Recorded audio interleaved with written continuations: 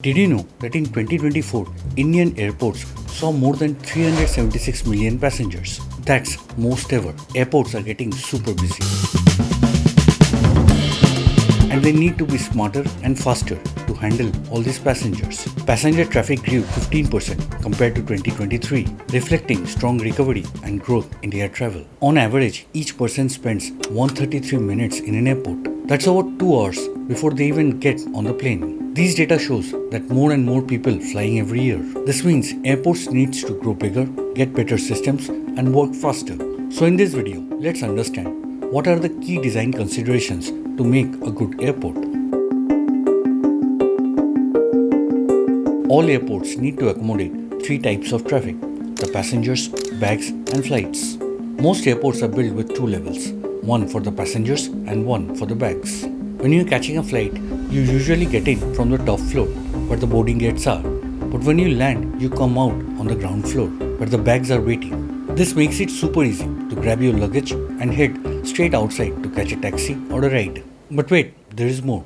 Airports also have 2 sides, the land side and the air side. The land side is the public area of an airport, including parking, access roads, terminals, check-in and baggage claim. The air side is the secure area beyond security, covering runways, taxiways, gates and aircraft operations.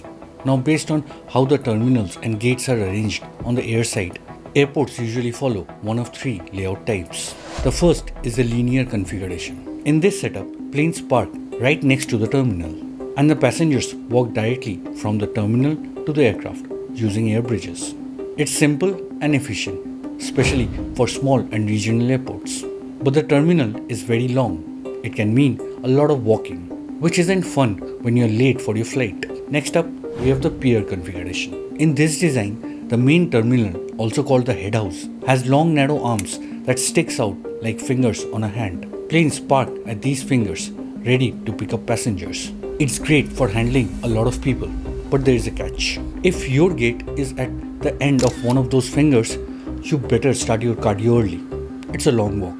And finally, the satellite configuration. In this design, there is one main terminal in the center and it is connected with smaller buildings called satellites. Passengers can get to these satellites using walkways, trains or buses. The satellites have gates and other facilities, helping to keep everything organized and allowing easy flow of passengers and aircrafts. However, this design has some downsides. It can be more expensive to build and maintain because of the extra transportation systems like trains or buses. It also means that passengers might have to walk further between terminals, and it can be confusing to find your way around. Additionally, baggage handling can become more complicated, and there may not be as much space for future expansion.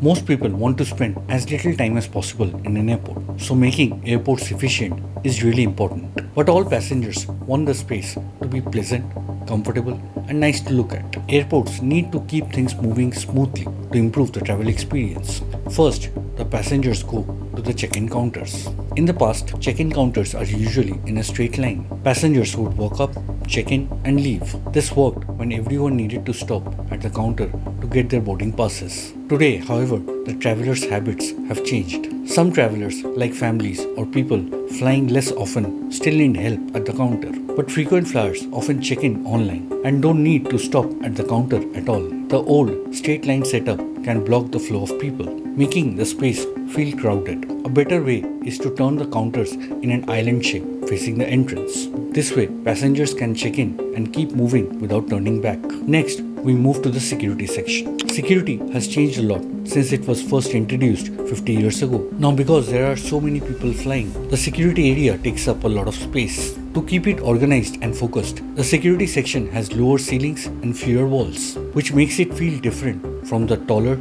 open space of the departure hall. While important tasks like security check and boarding only takes about 20% of the passengers' time at the airport, the remaining 80% is a free time. This is where passengers can relax, shop, eat and explore. This part of the time is often filled with excitement and anticipation. While security and boarding can make people feel stressed or anxious, that's why retail spaces are so important in modern airport designs. Not only do they make the experience better for travelers, but they also help airports earn money. To make sure everything runs smoothly, shops are placed at busy areas, especially after security, when passengers are more relaxed and have time to shop. Walkways guide passengers naturally through these retail areas. Clear signs and open spaces make shopping easy and enjoyable, while ensuring passengers can still move quickly to their gates. Clear signs and graphics, as well as decorative patterns on floor and walls, can make it easier to navigate the terminal building. From time spent on the security to shopping spree on the duty free, airport design is crucial for your overall travel experience.